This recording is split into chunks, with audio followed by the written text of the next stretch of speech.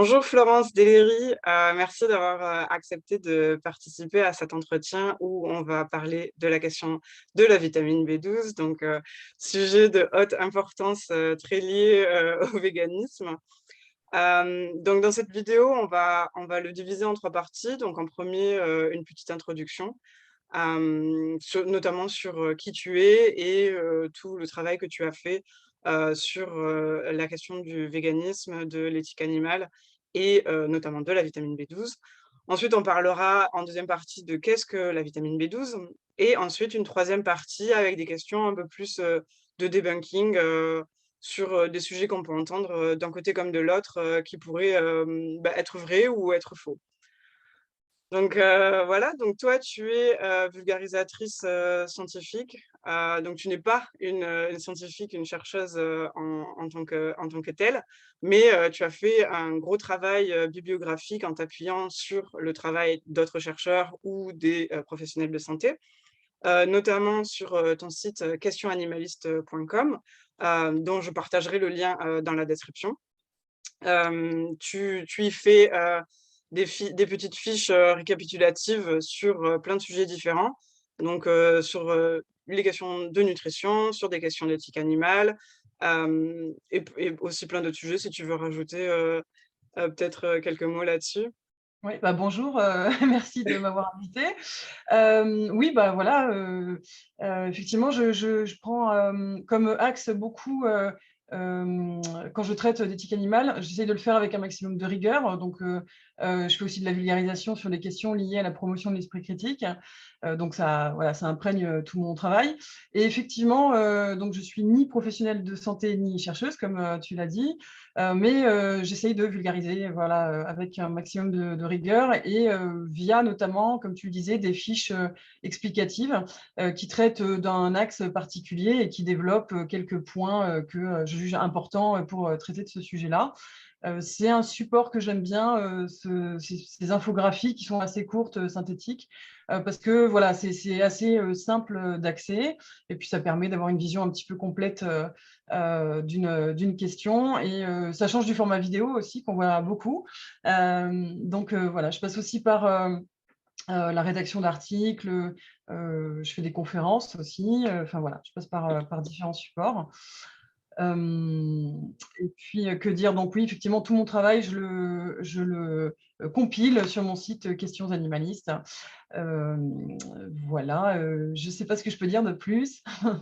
Tu as aussi fait, tu fais aussi des rubriques questions d'éthique sur Mediapart, j'ai vu, et tu es aussi éditrice de L'Amorce, qui est une revue contre le spécisme, pardon, et tu es aussi cofondatrice du projet Méduse, qui est un collectif qui vise à défendre les êtres sentients, notamment sur Discord. Donc ça aussi, pareil, le lien sera dans la description. Donc je ne sais pas si tu veux rajouter quelque chose là-dessus aussi. Ouais, ben, alors sur l'amorce, je précise que je ne suis pas la seule éditrice, on est Ah, 8. pardon. Voilà, Ah oui, donc ouais, je suis, une des éditrices, de ok. l'Amorce, qui est une revue en ligne contre le spécisme. Et en effet, oui, je suis aussi, membre du projet Méduse, qui est un collectif, de, scientistes donc qui, cherche à interroger, voilà, la prise en compte, de, tous les, individus, sentients, de promouvoir cette prise en compte et puis, bah, aussi avec un axe très, appuyé, sur la promotion de l'esprit critique et la rigueur des informations, qui sont données, quoi. L'organisation de ce mouvement, elle est beaucoup, sur Discord, effectivement. C'est vraiment un lieu à la fois de réunion, de soutien, d'éducation populaire aussi, une bonne ambiance. Donc voilà, si on met le lien en description, effectivement, c'est ouvert à tout le monde. Il y a une charte à respecter, voilà, comme, ça reste un lieu d'organisation aussi, mais en tout cas, c'est ouvert à toutes les personnes qui sont effectivement curieuses, et qui ont envie de défendre, bah, les intérêts des individus sentients, quoi, ou même de se renseigner, quoi, sur la question. Oui, bah, je confirme, moi j'ai moi-même participé au projet Méduse sur Discord. Après c'était surtout pendant les confinements parce que, bah, comme j'habite pas en France avec le décalage horaire, maintenant c'est un peu plus compliqué de me connecter, à l'heure. Mais ouais, je confirme qu'il y a une très bonne ambiance, et que j'ai trouvé, moi-même, très utile, de m'y être connectée, pendant ces 2 mois de de confinement. Mmh. Bon, bah, je pense qu'on peut attaquer le vif du sujet. Donc du coup, qu'est-ce que la vitamine B12? Donc je vais te poser une 1re question. Quelles sont les formes de vitamines pardon, j'ai un peu du mal. Quelles sont les formes de vitamine B12 qui sont assimilables par l'organisme humain? Alors, bon, il y a plusieurs formes donc de vitamine B12 qui sont assimilables par l'organisme humain et qui sont d'ailleurs présentes dans les compléments alimentaires hein, qu'on retrouve sur le marché. Alors, c'est des noms un peu compliqués. Il y a l'adénosylcobalamine, l'hydroxycobalamine, la méthylcobalamine et la cyanocobalamine. Le nom de cobalamine, c'est le nom qu'on donne donc à la vitamine B12. Et donc, il y a ces préfixes qui indiquent les différentes formes. Le niveau d'absorption pour ces 4 formes-là est équivalent. Donc, on a des données qui montrent que ces 4 formes fonctionnent.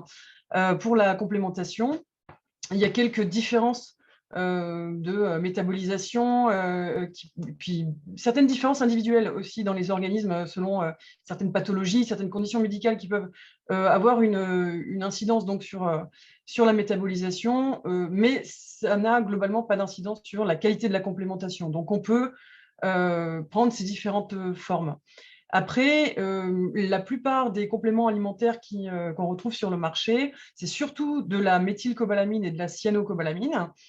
Elles sont efficaces toutes les deux, mais c'est vrai que c'est plutôt la cyanocobalamine qui est recommandée parce qu'elle est plus stable et Mmh. aussi elle est moins chère, ce qui fait que ça n'a pas vraiment d'intérêt en fait de se complémenter avec de la méthylcobalamine.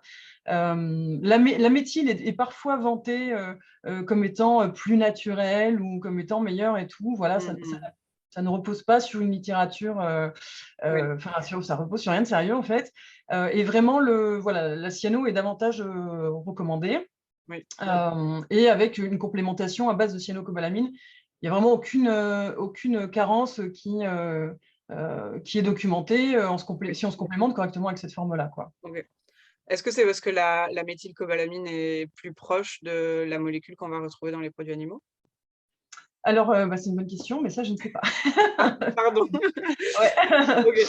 Non, D'accord, c'est vrai c'est que juste parce que tu disais qu'elle était vantée pour être «plus naturelle» entre guillemets, c'est pour ça que je me suis posé cette question-là. Je savais pas qu'elle était vantée pour être plus, naturelle. ouais, Hem, mais il y a beaucoup d'allégations, en fait, qui sont un peu étranges, quoi. Alors, il y a aussi ouais, bon, quelque chose qui fait un peu peur, c'est que la cyanocobalamine, on entend cyanure dedans et donc on a peur que oui, ce soit voilà, potentiellement toxique et tout, alors que bon, effectivement, ça ne pose absolument aucun souci, quoi, hein, oui. voilà. Mais après, ouais, bon, dans le détail, je pense qu'il y a aussi différents fabricants qui utilisent cet argument, enfin, différents arguments justement de vente. Donc, je ne les ai pas explorés dans le détail, donc je préfère pas. Oui. Ensuite, je voulais te demander, où trouve-t-on la vitamine B12? Donc, dans les différents ingrédients qu'on pourrait consommer au quotidien et quelles sont les sources fiables de cette vitamine B12? Alors la vitamine B12, on la trouve, bon, bah, actuellement, hein, majoritairement, beaucoup dans les produits d'origine animale. Donc c'est-à-dire que, bah, voilà, dans la chair animale, les produits laitiers, la plupart des personnes, voilà, qui ont une alimentation dite traditionnelle, donc Mmh. trouvent la vitamine B12 dans les produits d'origine animale. Elle se trouve dans ces produits quand même dans des proportions qui sont très variables, hein, selon les Mmh. produits. On en trouve pas mal dans les abats, par exemple, mais bon, c'est des aliments qui ne sont pas forcément appréciés quand même du plus grand nombre. Par exemple, les produits laitiers à base de lait de chèvre sont de très mauvaises sources. Mmh. Aussi, les œufs, peut-être qu'on y reviendra, enfin voilà, comme on parle des sources effectivement de B12, les œufs, c'est vraiment une mauvaise source aussi de vitamine B12, c'est-à-dire qu'ils en contiennent, hein, il y en a dedans, voilà, mais il y a aussi des inhibiteurs, ce qui fait que l'absorption, elle se fait à moins de 10% par l'organisme humain, et donc il faudrait manger plusieurs dizaines d'œufs par jour pour avoir un taux de B12 qui corresponde aux apports journaliers recommandés, et ce serait vraiment très très mauvais pour la santé. Donc voilà, on dit en général que les œufs sont vraiment une source qui n'est pas fiable pour la vitamine B12, et de même avec les produits laitiers Mmh. à base de lait de chèvre aussi. Oui. Donc voilà, donc les produits d'origine animale, mais dans des proportions qui sont quand même très variables. D'accord. Il y a d'autres sources aussi qui sont possibles. Par exemple, des produits qui sont végétaux, mais qui sont enrichis. C'est le cas alors de plus en plus, en tout cas en France, ça vient de plus en plus. On a des produits qui sont véganes, hein, végétaliens, qui Mmh. sont enrichis, et c'est souvent des produits qui justement sont adaptés à un public qui a décidé de végétaliser son alimentation. Donc ça va être des produits tels que le fromage végétal, par exemple, ou certains les végétaux, certains simili aussi, donc des saucisses, des steaks, Ouais. ce genre de choses. C'est peut-être plus courant dans d'autres pays, peut-être au Canada et tout ça. En Oui. France, c'est encore un peu léger, mais bon, Ouais, ça quand même, ça commence à arriver. ouais, ouais. Et puis une autre source, très fiable, de B12, c'est les compléments alimentaires. Voilà, donc Oui. là, bien sûr, c'est fait pour ça.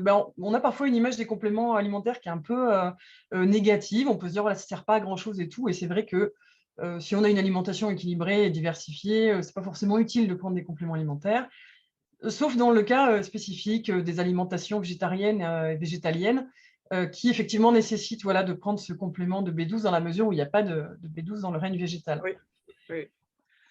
Et Bon ça on y reviendra après de la B12 au niveau dans le règne, végétal et de la complémentation, hem, en fonction du régime alimentaire.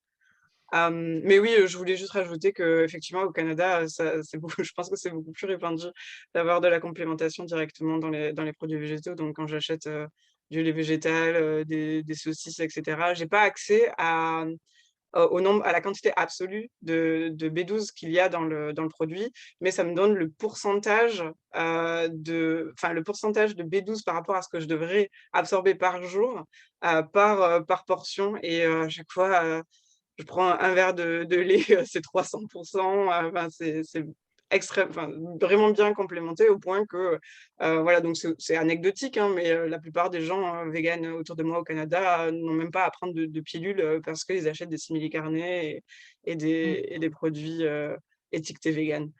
et oui, oui. Mais c'est d'autant plus, en fait, difficile de savoir, quand on mange des produits d'origine animale, les apports exacts en vitamine B12, hein, parce que pour le coup, Oui. c'est pas écrit sur l'emballage. Donc Non, voilà, c'est difficile de déterminer exactement quels sont les apports, via ce oui, oui. moyen-là. Ensuite, je voulais te poser la question d'où vient, la vitamine B12 des produits animaux? Hem, comment ça se fait qu'on trouve de la vitamine B12, dans les produits animaux et pas forcément dans le règne végétal? Alors il y a aucun organisme en fait, aucun, animal qui synthétise, la vitamine, B12. Mais il y en a certains qui ont développé une symbiose avec, les bactéries qui la produisent. Parce qu'en fait, la vitamine B12, elle est toujours produite, par des bactéries, quoi. Donc ça, c'est Mmh. vraiment la base, la création de la B12, c'est ces bactéries-là qui la produisent. Et après, selon les espèces animales, selon, même, certains groupes en fait, d'animaux, il y a différents moyens d'obtenir ces B12, et il y a différentes, symbioses qui se sont créées, par exemple chez les ruminants, donc les vaches, les buffles, les moutons, les antilopes, et cetera. On a, un système polygastrique, dans lequel il y a des bactéries qui produisent la B12, qui se développe et qui permettent son absorption en amont par rapport aux intestins. Donc cette symbiose là, elle fait que les ruminants, ils arrivent à avoir de la B12 comme ça, et bah, si on mange ce ruminant en question, on va obtenir la B12 que l'animal aura lui-même Oui. réussi à avoir avec cette symbiose. Après, il y a d'autres herbivores qui n'ont pas ce système polygastrique et qui sont Mmh. des monogastriques, comme les équidés, par exemple, hein, les chevaux, etc. Eux, ils ont un cécum, qui est une poche en amont de l'intestin, qui est vraiment très très gros et qui permet justement d'avoir ce développement de bactéries aussi un peu de la même façon, et qui ont Mmh. un intestin très très long, qui fait que les bactéries arrivent à se développer aussi par ce biais-là, quoi. Nous, on n'est pas du tout dans ce cas de figure-là en tant que primate, comme d'autres primates d'ailleurs, hein. On a toujours mangé des produits d'origine animale, même dans des quantités assez limitées, quoi. Et on a besoin d'avoir ces apports extérieurs parce que justement, on a À l'inverse des herbivores que je viens de citer, on a un cécum qui est vraiment tout petit, et puis on a un intestin qui n'est pas aussi long. Donc, en fait, on n'a pas la possibilité d'avoir cet apport, cette symbiose-là avec les bactéries. Voilà, il faut qu'on ait des apports extérieurs. Et d'autres herbivores chez qui c'est un peu particulier aussi. Je pense que les personnes qui vivent avec des lapins, elles doivent savoir que les lapins, ils mangent certains de leurs excréments pour obtenir leur B12. C'est ce qu'on appelle la sécotrophie. C'est encore un autre système d'autosuffisance. C'est-à-dire que les lapins, ils font des crottes molles et des crottes dures. Et en fait, ils réingèrent certaines de leurs crottes pour avoir justement leurs apports en B12. Il n'y a pas que les lapins, il y a d'autres lagomorphes, et puis des rongeurs aussi, marmottes, castors, musaraignes, etc., qui font ça. Donc, il y a différentes stratégies en fait, qui ont évolué pour réussir à avoir ces apports en B12. Et voilà, comme je le disais tout à l'heure, chez les omnivores et les carnivores, eh bien, c'est en consommant les animaux, les herbivores, qu'on arrive à obtenir cette B12. Et puis, il y en a certains qui pratiquent la coprophagie aussi. On pense par exemple aux gorilles, qui ont une alimentation qui est très, très végétale, mais qui, quand même, à l'occasion, consomment des insectes, hein, notamment des termites, etc., et qui aussi pratiquent la coprophagie. Voilà. Oui. Oui, on n'est pas en train de conseiller aux véganes de manger leurs crottes, hein. S'il vous plaît, prenez des pilules. Ah non, il vaut Hem, mieux prendre un complément alimentaire, oui. oui. Mais est-ce que certains animaux, d'élevage, sont, complémentés? Parce que ça, c'est quelque chose que j'ai beaucoup entendu dans la sphère végane, que, de toute façon, les animaux, qui étaient consommés, par, les mangeurs de viande étaient eux aussi, complémentés par, de la vitamine B12 de synthèse. Alors, c'est une question, ça, qui crée beaucoup de crispation. Il y a eu des discours un petit peu abusifs, un peu des deux côtés, j'ai envie de dire, donc du côté des filières de l'élevage et aussi du côté des mouvements véganes. Du côté des véganes, on a beaucoup dit que tous les animaux d'élevage étaient complémentés en B12 et que c'est pour ça que les mangeurs de viande obtenaient de la B12. Et en fait, c'est faux parce que bon, chez les animaux sauvages, il y a aussi de la B12, comme j'expliquais tout à l'heure, juste à l'instant avec le lapin. Il y a une symbiose qui est une autosuffisance en fait qui a été développée en B12, et si on mange un lapin même sauvage, hein, même qui n'a pas été complémenté artificiellement, on va quand même obtenir de la B12 en mangeant sa chair, quoi. Oui. Donc cet argument de dire que tous les animaux d'élevage sont complémentés en B12 et que c'est comme ça qu'on obtient de la B12 en tant que carnivore ou omnivore, c'est erroné. Par contre, de l'autre côté, il y a beaucoup dans les filières, on nie que les animaux d'élevage sont complémentés, et c'est aussi faux. C'est-à-dire que on complémente pas les animaux spécifiquement pour complémenter les humains derrière, mais malgré tout, il y a un usage de la vitamine B12 qui est quand même assez large quand même dans les élevages, en particulier chez les animaux dont on a végétalisé la ration, alors qu'ils sont omnivores à la base. Typiquement, c'est le cas des cochons, qui sont des animaux omnivores. On végétalise beaucoup leur alimentation en élevage parce que ça coûte moins cher, donc pour des questions de rentabilité. Mais comme on végétalise leur alimentation, ils n'ont plus d'apport en B12 et donc on les complémente en B12 derrière. Voilà. Mmh. Effectivement, il y a un usage de la B12 mondiale. Alors, les chiffres sont un peu changeants, mais les dernières estimations que j'ai, moi, c'est de l'ordre de 30% de la production mondiale de B12 qui est destinée quand même à l'élevage. Donc, c'est quand même pas négligeable, hein. C'est voilà, un tiers de la production mondiale.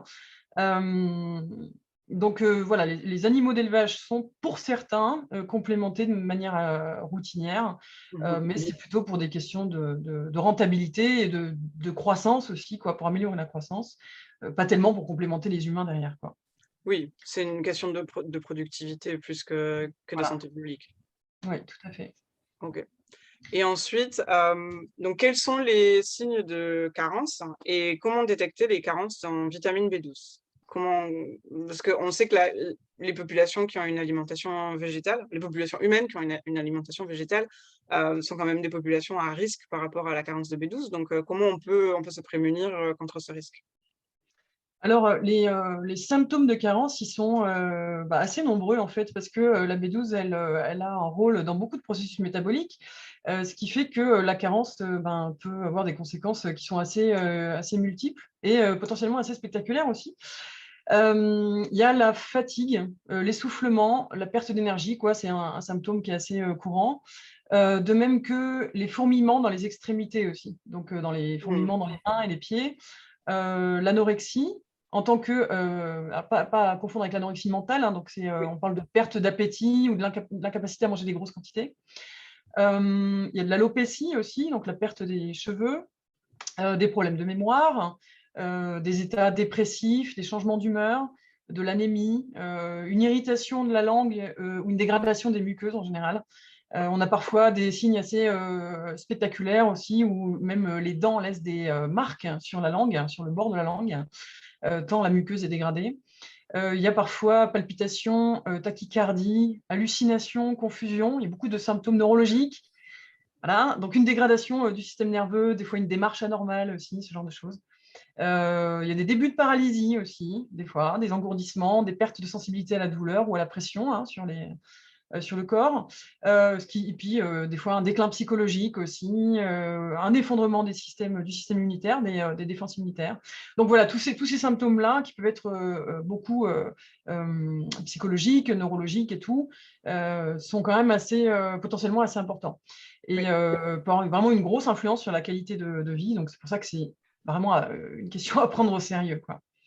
Et puis, il y a une chose aussi sur laquelle il faut faire attention, c'est que la carence en vitamine B12, elle peut être asymptomatique.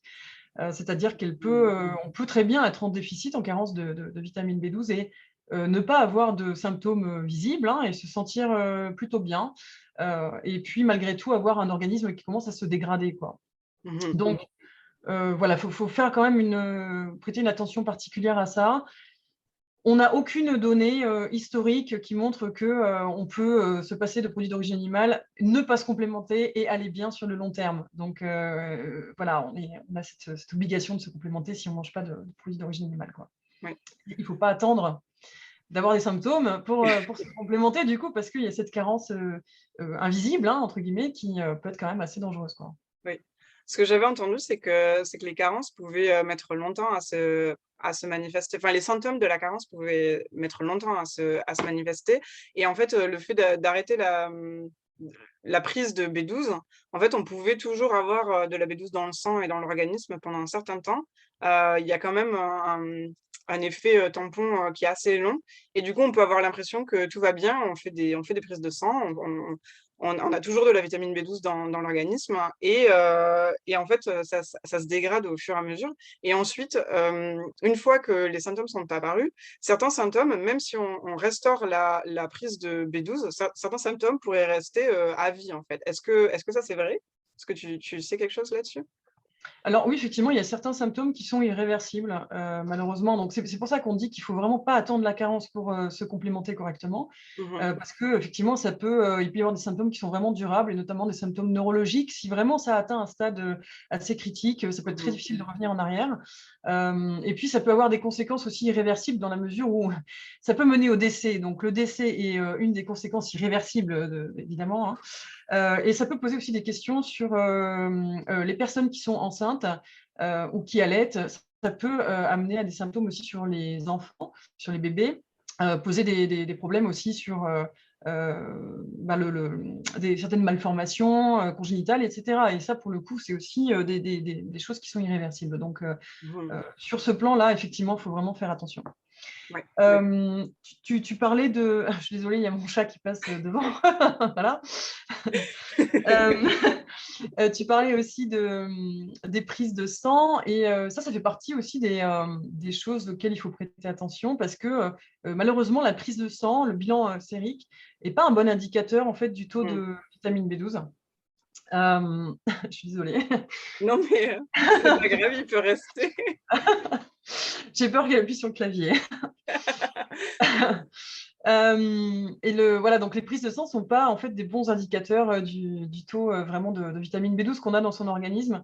Malheureusement, les bilans sanguins montrent aussi des analogues à la vitamine B12, qui sont des molécules qui ont l'air d'être de la B12 et qui sont interprétées comme telles dans les résultats, mais qui en fait n'ont aucune activité vitaminique. Donc ça peut être vraiment très, très trompeur.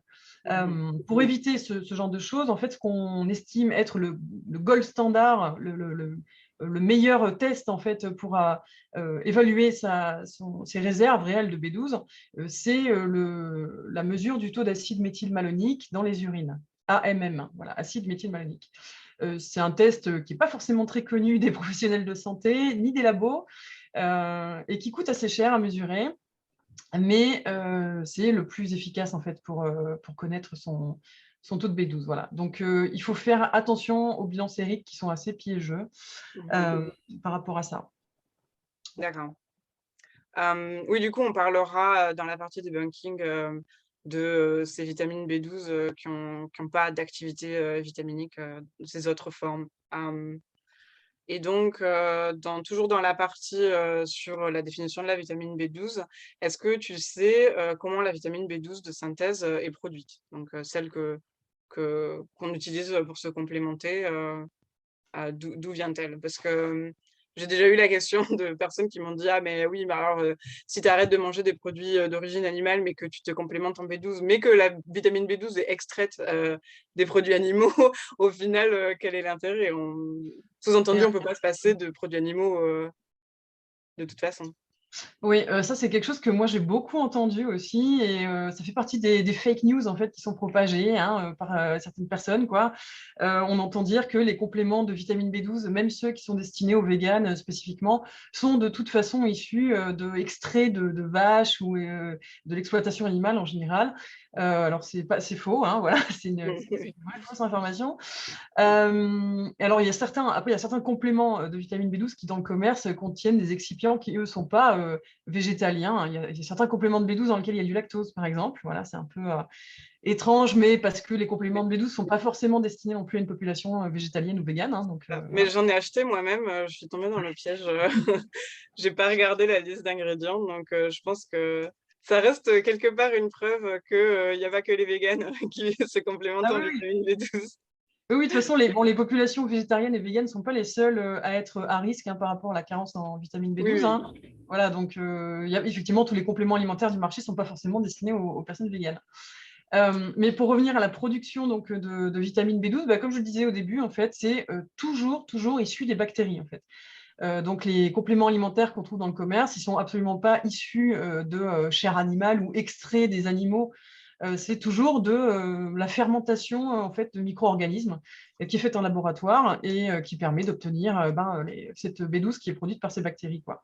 Donc on Mmh. a une production qui est quand même sécurisée, et qui est pas chère aussi, parce que c'est vrai qu'on parle de B12 de synthèse, mais en fait, c'est pas à proprement parler de la vitamine de synthèse, en fait. C'est pas, en fait, la synthèse chimique totale de la vitamine B12, elle a déjà été réalisée. Elle a été réalisée pour la première fois dans les années 70, mais l'opération est tellement complexe, que ça serait pas du tout rentable de faire des compléments alimentaires à partir de ce processus-là. Oui. Donc c'est pas vraiment de la vitamine de synthèse, en fait, c'est vraiment de la production bactérienne, c'est de la fermentation, quoi.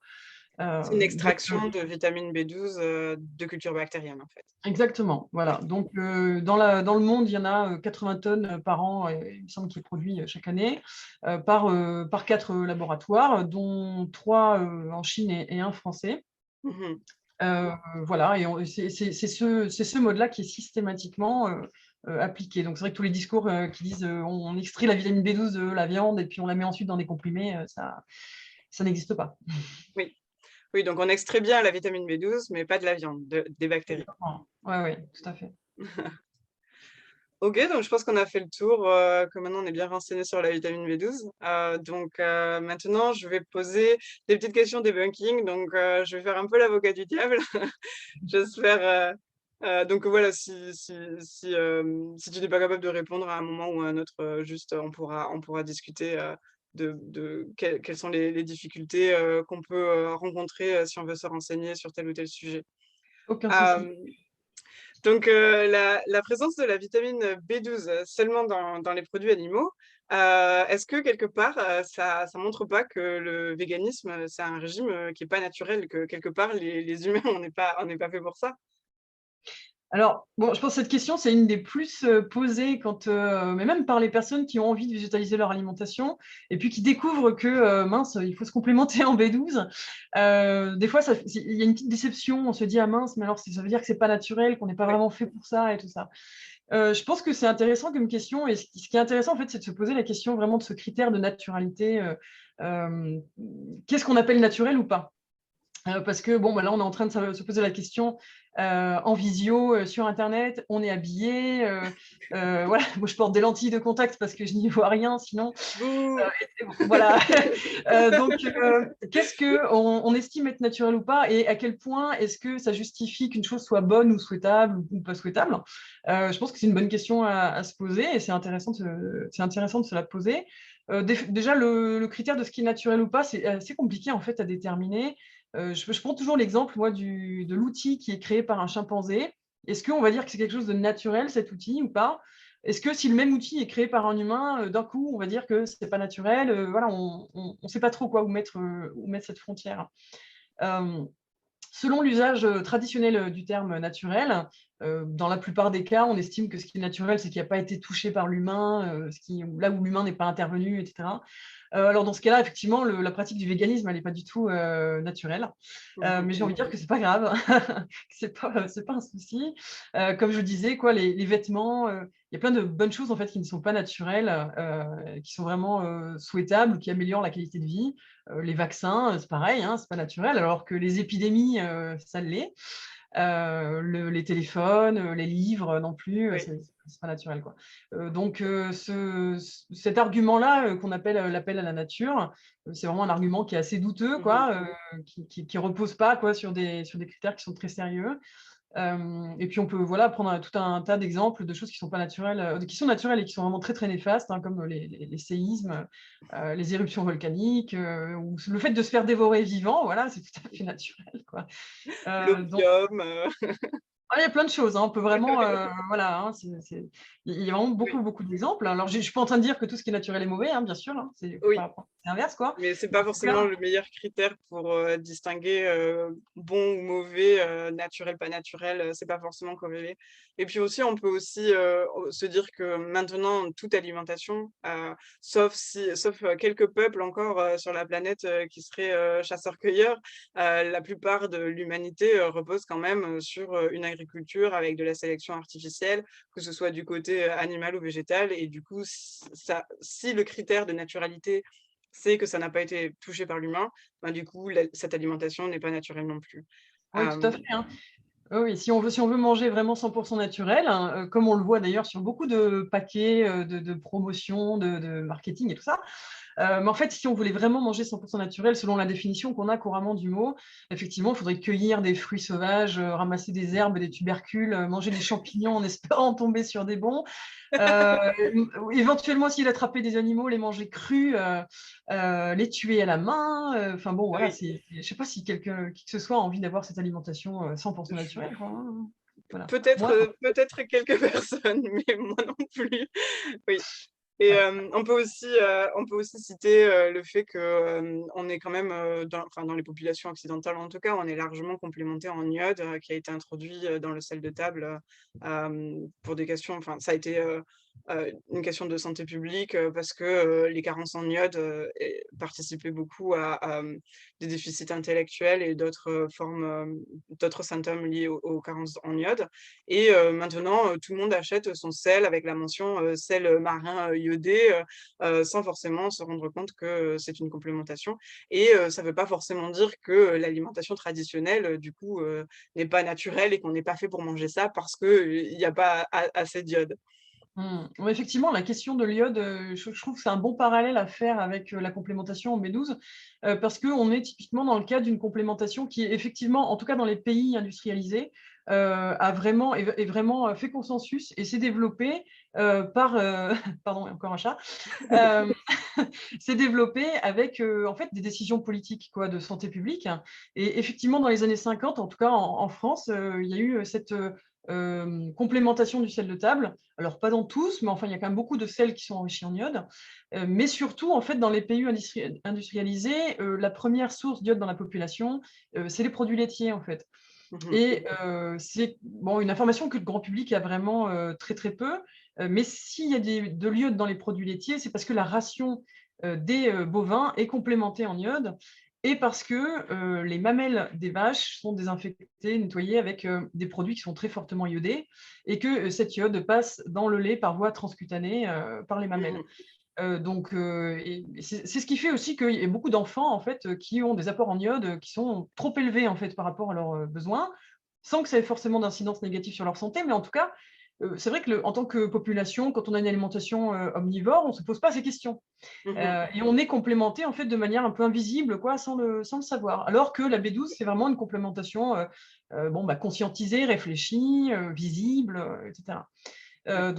Et puis il y a aussi de l'iode qu'on a dans les produits qui sont issus des œufs, dans les œufs et dans les produits dérivés des œufs, parce que les rations en élevage aviaire sont aussi complémentées en iode, quoi. Donc, puis après, il y a beaucoup de vitamines qui sont ajoutées dans divers produits. On a des fois de la vitamine D qui est ajoutée dans les produits laitiers aussi. Mmh. Enfin voilà, Mmh. c'est quelque chose de très courant. Euh, ce qu'on pourrait imaginer, c'est qu'il y ait une volonté politique qui soit assez similaire avec la vitamine B12 et que d'un coup, il y ait des produits d'usage courant qui soient complémentés en B12, par exemple la farine, le pain, pourquoi pas l'eau du robinet, enfin voilà, on peut Oui. imaginer beaucoup de choses, quoi. Au Canada, la farine est enrichie, alors je me souviens plus en quoi, mais il y a la mention enrichie. On peut aussi acheter de la farine pas enrichie, mais il y a aussi, quelques vitamines. Alors je suis désolée, je me souviens plus lesquelles, mais oui, il y a aussi pas mal de vitamines, qui sont rajoutées dans la farine. Ouais, ouais. Mais bon, alors après le cas du Canada, moi je le connais pas bien. Ouais. Mais bon, en fait, il y a plein de produits d'usage courant qui sont complémentés, même en France, hein, on retrouve souvent de la vitamine A aussi dans les margarines, bon, il y a plein de voilà, de Ouais, vitamines qui sont ajoutées, du fer aussi dans les céréales, du petit déjeuner, ce genre de choses ouais, et ça ouais, choque personne, hein. ouais. Voilà, mais même il y a du fluor aussi dans le dentifrice aussi, il y a des choses comme ça. On retrouve en fait des apports qui sont effectivement bénéfiques pour la population. C'est pas parce que c'est Mmh. pas naturel ou que c'est néfaste, au Oui. contraire, quoi, hein, ça apporte vraiment des avantages quand même pour la population. Effectivement, c'est toute cette complémentation en iode via les produits laitiers, via le sel de table et tout ça, ça a quand même éliminé de gros problèmes, notamment des pathologies thyroïdiennes qui étaient assez répandues. C'est plutôt une bonne chose, hein. Oui. Après, c'est vrai que j'ai déjà aussi entendu, cet argument, notamment sur Twitter, que, si les véganes, en viennent enfin, en gros, si on a une apocalypse ou qu'on se retrouve, dans une situation où on n'a plus accès au laboratoire, du coup, donc le véganisme en pâtirait, enfin, les personnes véganes en pâtiraient plus que les personnes omnivores.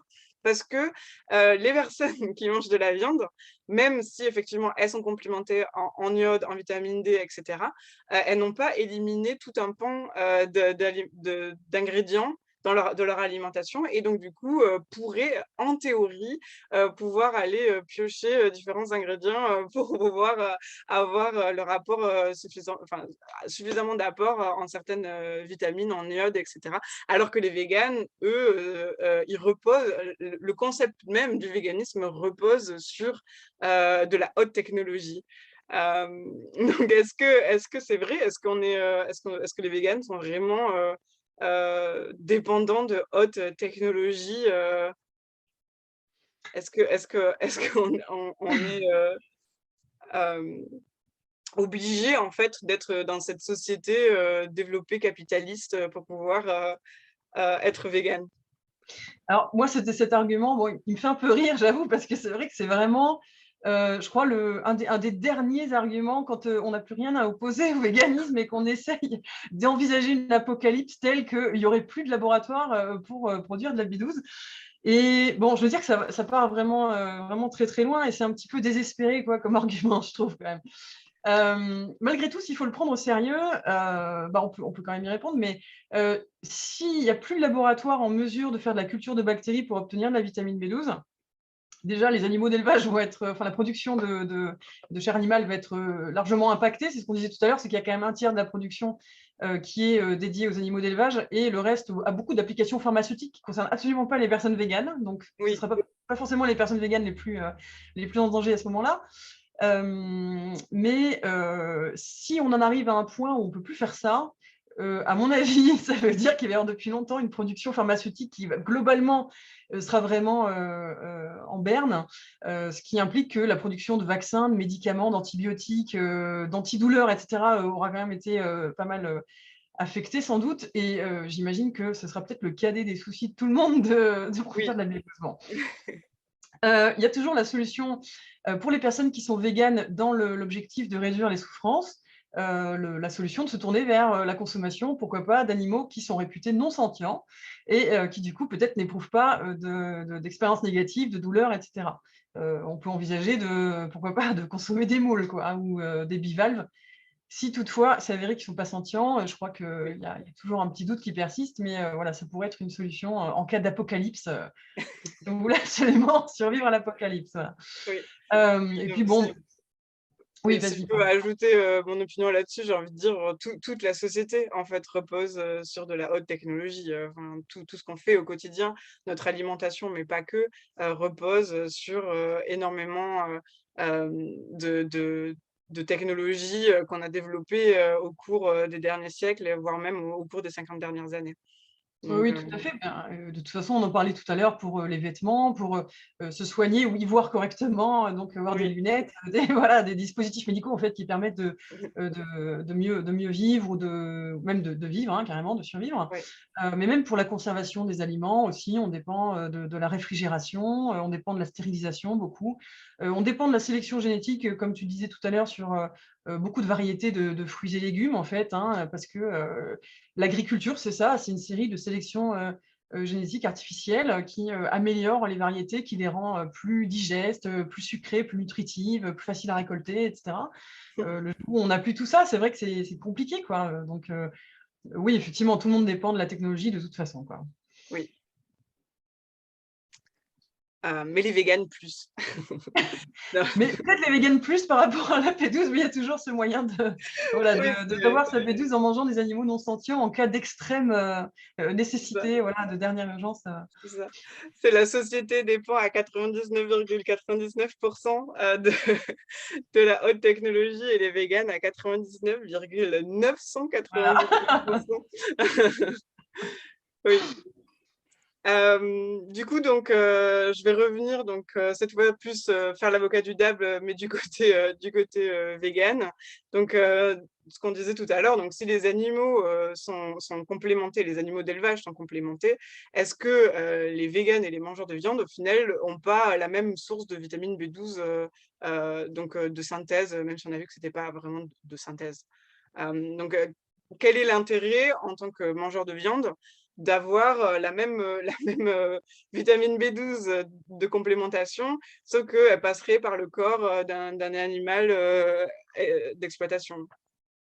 Bah, en fait, bon, moi, c'est bon, en tant que personne qui essaye de limiter les souffrances infligées aux autres animaux, c'est vrai que, bien sûr, je vois mal l'intérêt de manger le corps d'un animal qui souvent a été exploité, qui a vécu des souffrances, etc., pour obtenir une B12 que je peux obtenir par fermentation bactérienne, quoi.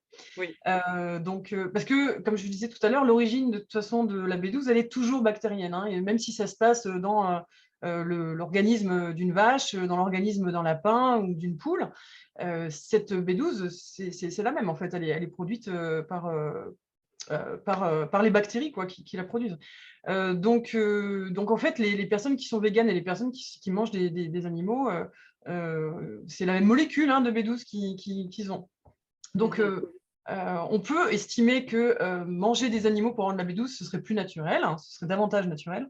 Mais bon, là, on revient à la question de tout à l'heure où, Oui. effectivement, cet appel à la nature, il est difficilement justifiable, quoi. Mmh.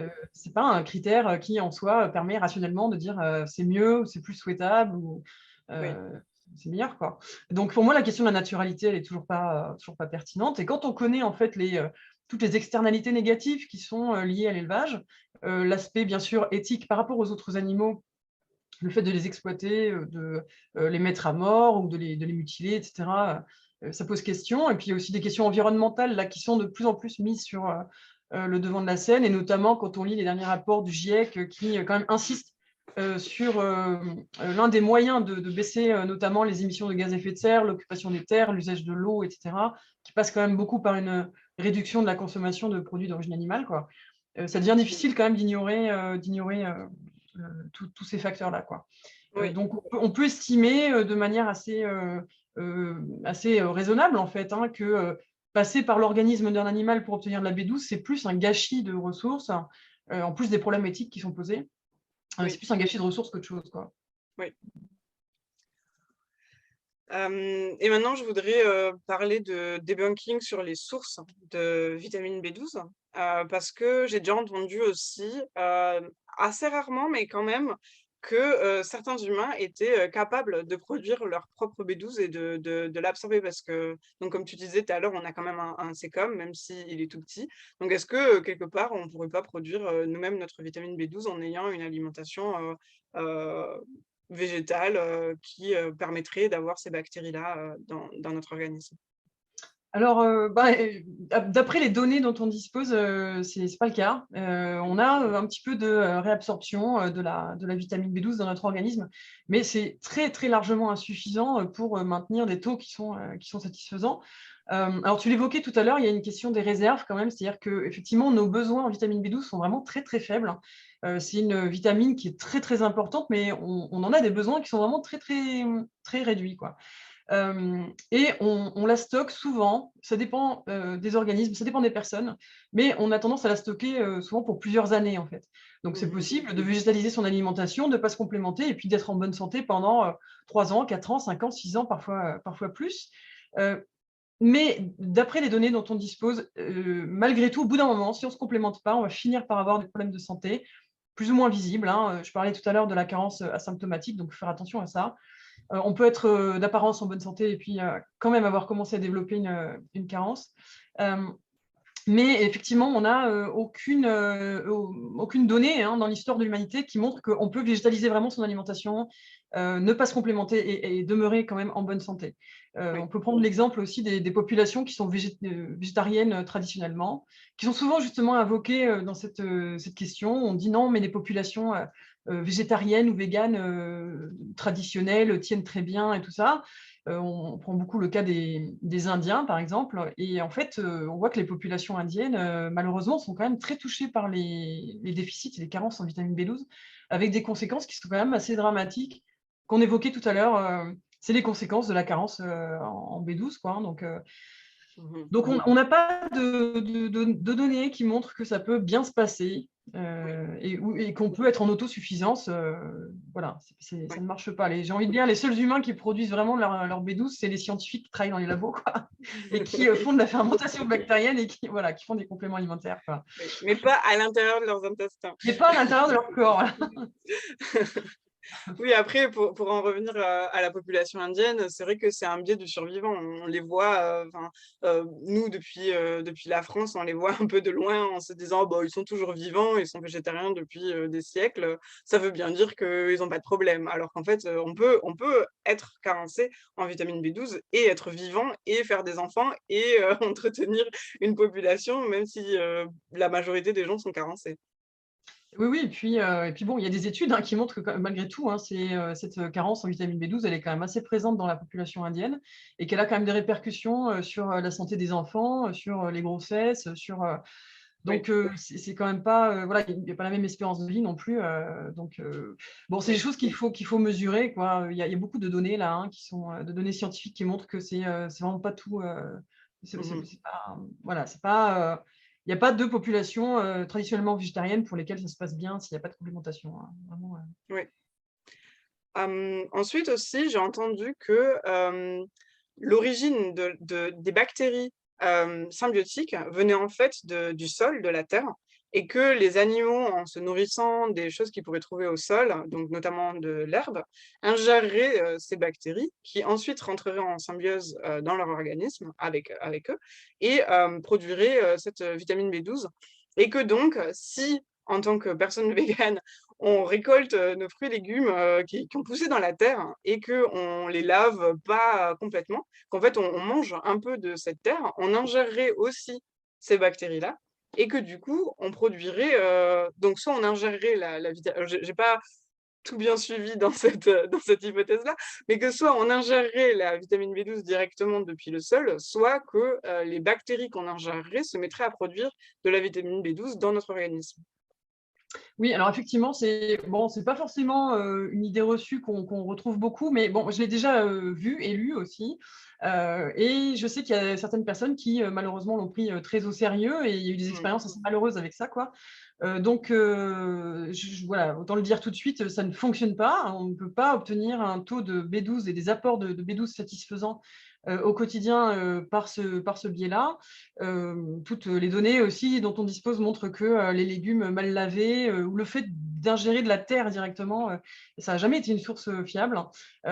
Chez les animaux qui, ont développé une symbiose avec les bactéries, comme on parlait au début, bah, effectivement, ça fonctionne parce qu'ils ont, soit un système polygastrique, soit ils réingèrent, leurs excrétas, soit, voilà, ils ont un dispositif biologique qui leur permet de développer ces symbioses. Nous, c'est pas le cas, donc on peut manger, autant de terre qu'on veut, ça fonctionnera pas. Les quantités vont être vraiment, infimes, donc bon, en plus, c'est impossible à déployer à grande échelle de faire manger, des aliments souillés, à tout le monde. Mmh. Les apports seraient en plus, vraiment incontrôlables, enfin, c'est très difficile à maîtriser et puis il Oui. faut voir que manger de la terre, ça présente aussi des risques quand même assez, conséquents, au niveau bactérien, hein. Il y a beaucoup de bactéries, quoi, dans la terre et du coup, pratiquer la géophagie, ça veut dire potentiellement s'exposer au tétanos, au botulisme, enfin beaucoup de problèmes de santé, quoi. Donc c'est quelque chose qu'il faut éviter de faire. Il y a eu des expériences déjà enfin des essais, quoi, des personnes qui ont tenté de faire ça ou qui pensaient se complémenter correctement en faisant ça et toujours avec ce truc de dire: «C'est plus naturel», et tout ça Oui. et ça s'est mal fini, quoi. Donc voilà, c'est quelque chose qu'il faut vraiment pas recommander, ouais, faut même Mmh. dissuader de tenter ce genre de choses, quoi. Oui. Mmh. Et aussi donc, dernière autre source, de vitamine B12, dont j'ai entendu parler, c'est, les algues et notamment la spiruline. Donc, la spiruline qui a été, marketée, comme étant un produit, miracle, surtout, pour, les végétariens et les véganes avec, des taux de protéines, très hauts, plein de minéraux, plein de vitamines et y compris la sacrée sainte, vitamine, B12. Ouais. Donc que penser, de cette source de vitamine B12 dans les algues, vu que, ben, c'est pas des bactéries et c'est pas un produit animal? Alors, bah, c'est vrai il y a beaucoup, par contre de fabricants de spiruline surtout qui effectivement, disent que, leur produit contient de la B12, que, ça peut être intéressant justement pour les populations végétariennes et végétaliennes, de consommer ce produit, pour ses apports, intéressants en protéines, hein, et aussi en vitamine B12. Alors, il faut voir que sur la question de la B12, la spiruline et d'autres algues ou cyanobactéries, contiennent en fait de la pseudo-vitamine B12. C'est-à-dire que ce sont des molécules qui sont analogues à la vitamine B12, mais qui n'ont pas d'activité vitaminique. C'est ces fameuses molécules dont je parlais tout à l'heure qui apparaissent dans les bilans sanguins et qui trompent les résultats, qui font penser qu'on a un taux de B12 qui est satisfaisant, alors qu'en fait, on a ces molécules qui ressemblent à de la B12, voilà, mais qui n'ont pas d'activité vitaminique et qui donc ne peuvent pas complémenter en B12 correctement. Donc cette pseudo, B12, cette pseudo-cobalamine, on la retrouve dans effectivement la spiruline et outre le fait qu'elle ne puisse pas complémenter, elle pose aussi problème, hein, pour les populations, végé ou véganes, dans la mesure où même elle perturbe l'assimilation de la B12 qu'on peut prendre en complément. Oui. Ça veut dire que si on choisit de consommer de la spiruline, il faut le faire à 6 heures d'intervalle par rapport à la prise d'un complément alimentaire qui contient de la B12. Donc ça peut même en fait avoir un effet inverse, de, perturber la complémentation, quoi. Donc ça pose quand même un risque assez particulier. Oui. On retrouve, cet effet enfin il y a plusieurs algues, hein, qui sont soupçonnées d'avoir cet effet quoi de perturbateur. Donc en fait on estime que les algues d'une manière générale, donc spiruline, nori, chlorelle, et cetera, ne sont pas des bonnes sources de B12, ne sont pas des sources fiables. De même que les champignons aussi. Des fois, on entend que les champignons peuvent contenir de la vitamine B12 et c'est pareil, c'est pas du tout une source fiable. Mmh. Oui. Donc, il faut faire très attention à ça. La spiruline, elle est souvent marketée comme aliment miracle, super aliment, et ces appellations-là, d'une manière générale, je pense qu'il faut vraiment être prudent avec ça parce que ça peut, voilà, c'est un argument marketing, mais ça n'a vraiment pas de fondement scientifique et ça peut vraiment pousser à acheter des choses qui sont alors souvent très chères aussi. Oui, La spiruline, ça peut aller jusqu'à 150 € le kilo, je crois, pour les formes qui sont jugées les plus pures, hein.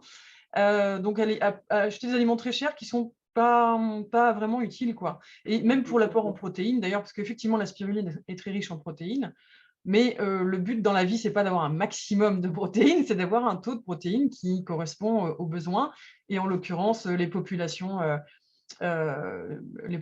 végétariennes, végétaliennes, généralement consomment trop de protéines en fait. Donc, ou en tout cas suffisamment. Si on mange suffisamment diversifié, suffisamment équilibré et à sa faim, il n'y a pas de problème avec les protéines dans les alimentations végétales. Donc c'est pareil, c'est pas forcément intéressant de prendre la spiruline par rapport à ça. ouais. Donc voilà, les algues, hein, c'est encore une fois, ça peut être un plaisir, ça peut être voilà, sans problème, hein. Mais pour l'apport en B12, ça marche pas. Oui. C'est vrai que ça serait bien que, je pense que cette question de vitamine B12, rentre dans les questions de santé publique pour, être, complémentée de manière passive au même titre que, l'iode ou la vitamine D et aussi, pour, pouvoir, rayer, ces mentions, de vitamine B12, lorsque c'est des vitamines B12 qui sont, en fait, pas assimilables et pas, qui ont pas enfin, pas assimi pas assimilables, mais sans activité, vitaminique. Donc ouais, j'aimerais bien Ouais. qu'on avance, sur ce sujet-là, dans la société. Et oui, oui. Mais comme on disait aussi tout à l'heure, c'est, que la complémentation en vitamine B12, elle, bon, elle est pas intéressante que pour les personnes, végétariennes, véganes, hein. Elle est aussi intéressante pour des personnes, qui ont plus les personnes qui ont plus de 50 ans, par exemple, hein, qu'elles soient, végétariennes, végétaliennes ou pas du tout. Il y en a une certaine proportion. Ça peut être, bon, il y a des études qui parlent de, 20 de la population de plus de 65 ans, par exemple, au Royaume-Uni, quoi, ce qui est quand même assez conséquent, hein, c'est une personne Oui. sur 5. Mmh. Qui présentent donc c'est pas des problèmes d'apport, hein, parce que c'est des personnes qui mangent des produits d'origine animale et tout. C'est vraiment des problèmes d'absorption, quoi. Et Mmh. c'est vrai que généraliser la complémentation en vitamine B12, ça pourrait vraiment aider aussi à régler cette question de santé publique là. D'autant que ce qui est intéressant avec la vitamine B12, c'est que c'est une vitamine hydrosoluble dont les excès sont éliminés dans les urines et qui ne pose donc aucun souci si les apports sont trop élevés par rapport aux Oui. besoins, quoi. Donc, elle présente aucune toxicité. On peut en prendre des quantités un peu, enfin vraiment très élevées sans avoir de soucis de santé, hein. Donc, Oui. ça pourrait être effectivement une mesure de santé publique qui serait vraiment très intéressante, ouais, Mmh. de généraliser la complémentation. Oui. Ce qui est pas forcément le cas avec les autres vitamines, hein, si on prend en excès d'autres, vitamines, Ouais. on va pas enfin, on peut avoir aussi, des symptômes graves, liés à une complémentation, excessive. Oui, et Mais c'est pas le cas de la vitamine B12. c'est aussi le cas d'autres minéraux, hein, aussi, hein. On parlait tout à l'heure de l'iode, les excès d'iode, c'est pas bon non plus. Mmh. L'excès de fer, non plus. Enfin voilà, effectivement, il Oui, y a plein de vitamines et minéraux pour lesquels ça pose question. Mais la vitamine B12, on a cette chance de ne pas pouvoir avoir d'excès néfastes pour l'organisme. Donc voilà, ça sert à rien d'en prendre trop, hein. Après, c'est du gâchis, mais en tout cas, c'est pas oui, un danger, quoi. oui. Bon, du coup, c'est rassurant, dans le doute, il vaut mieux en en prendre, un peu trop que, pas assez. Mmh. OK. Bah, merci beaucoup, d'avoir, accepté, cette invitation, Ah, et donc merci à toi pour l'invitation. et donc en conclusion, n'hésitez pas à prendre de la vitamine B12, en complément. Ça ne veut pas dire que votre alimentation n'est pas naturelle et et essayez de partager le mot, autour de vous. J'espère que vous, serez maintenant un peu plus, renseignés, grâce, aux, efforts, de recherche bibliographique de Florence. Merci beaucoup en tout cas à toi pour l'invitation. J'étais vraiment ravie d'informer sur ce sujet parce que je pense que c'est vraiment important. Je reçois moi presque quotidiennement des messages de personnes qui commencent à végétaliser leur alimentation, alors beaucoup par rapport à l'environnement aussi, Oui, et qui du coup, alors ça commence à être un peu plus connu, hein, cette question de la B12, mais qui quand même cherchent pas mal d'infos parce que ça reste difficile d'accéder à cette information-là. les professionnels de santé ne sont pas forcément très formés sur la question non plus. Et donc voilà, merci de faire cette vidéo parce que voilà, c'est important d'informer sur ce sujet. Oui. Bah, merci à toi. Merci beaucoup. Au revoir.